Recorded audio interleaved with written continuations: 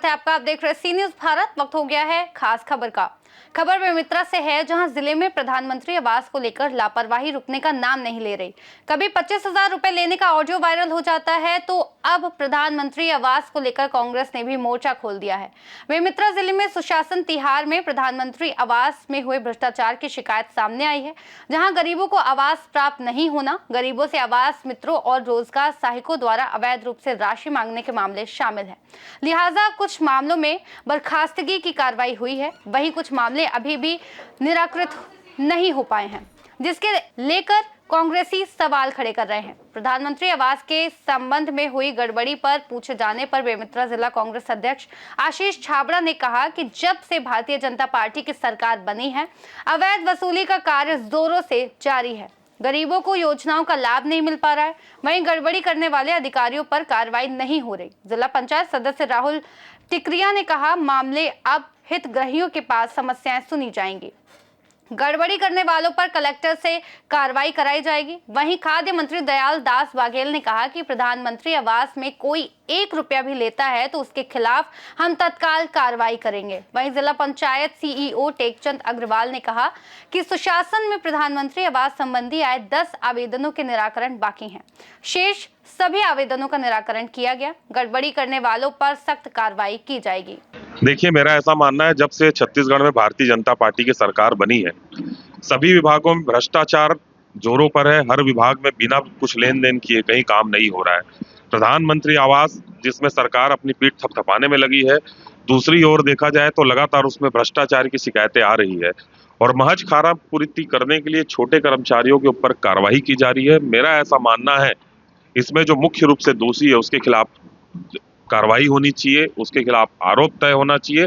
Bharatiya Janata party के नेता और इनके पदाधिकारी बड़ी बड़ी बात करते हैं, लेकिन कार्रवाई के नाम से यहाँ मैदान में जमीनी स्तर में देखेंगे तो कार्रवाई शून्य है। सिर्फ छोटे कर्मचारियों के ऊपर कार्रवाई हो रही है। देखिए, प्रधानमंत्री आवास योजना माननीय प्रधानमंत्री जी की एक महत्वाकांक्षी योजना है, जिसे ट्रिपल इंजन की सरकार मिलकर चला रही है, विष्णुदेव जी की सरकार मिलकर चला रही है। और जैसे ही सरकार में पहला कैबिनेट बैठता है और सबसे पहले जो लगातार 5 साल से आवास रुके हुए थे उसको जारी करने का आदेश जारी होता है और कैबिनेट में निर्णय होता है, तो जाहिर सी बात है वो एक महत्वाकांक्षी योजना है और उसमें गरीबों का जो हित छिपा हुआ है उस पर किसी भी प्रकार से अगर लापरवाही हो रही है तो उसमें कड़ी से कड़ी कार्रवाई होनी चाहिए। और मैं ना सिर्फ ग्राउंड लेवल के नीचे के कर्मचारी के ऊपर कार्रवाई होनी चाहिए, उनसे जो ऊपर हैं, जो उनको मॉनिटरिंग कर रहे हैं, उनके ऊपर भी कड़ी से कड़ी कार्रवाई होना चाहिए, क्यों? ताकि जो विषय है गरीबों का, वो उनके हित का सुरक्षा हो सके और उनको जो पूर्ण रूप से जो पैसे आ रहे हैं उसका सदुपयोग हो सके,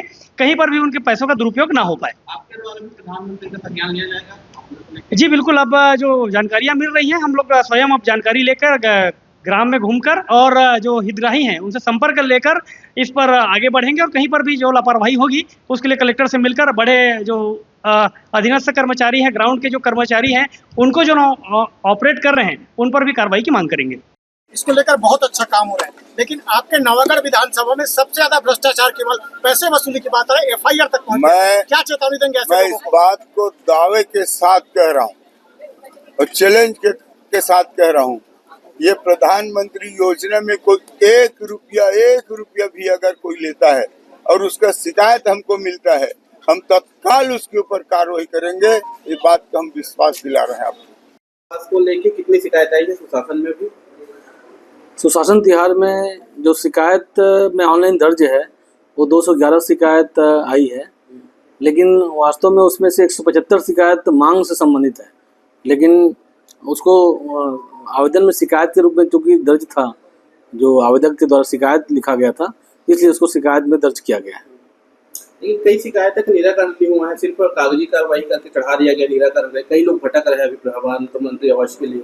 नहीं, जो भी आया है शिकायत आवेदन, सभी का निराकरण हो रहा है और अभी तक 211 जो शिकायत प्रधानमंत्री आवास रिलेटेड आई थी उसमें से 201 का निराकरण कर लिया गया है, तो केवल 10 आवेदन शेष है।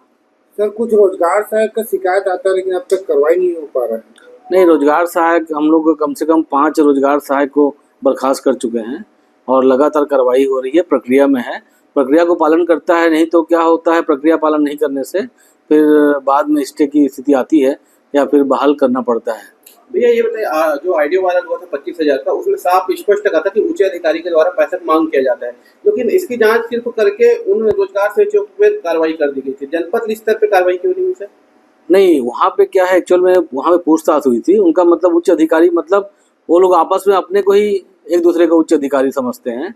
जैसे आवास मित्र का अधिकारी हो गया रोजगार सहायक का अधिकारी हो गया टीए। तो जनपद या जिला स्तर पे उसमें कोई शामिल नहीं था, इसलिए जांच में ये सब बातें आई थी। और क्या कार्रवाई की जाएगी ऐसे प्रधानमंत्री आवास की शिकायत पे?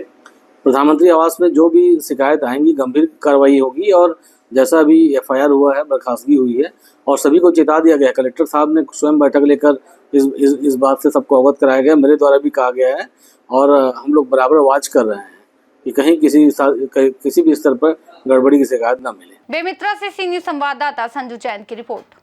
इस खास रिपोर्ट में फिलहाल इतना ही। देश और दुनिया की तमाम बड़ी जानकारियों के लिए देखते रहिए सी न्यूज भारत।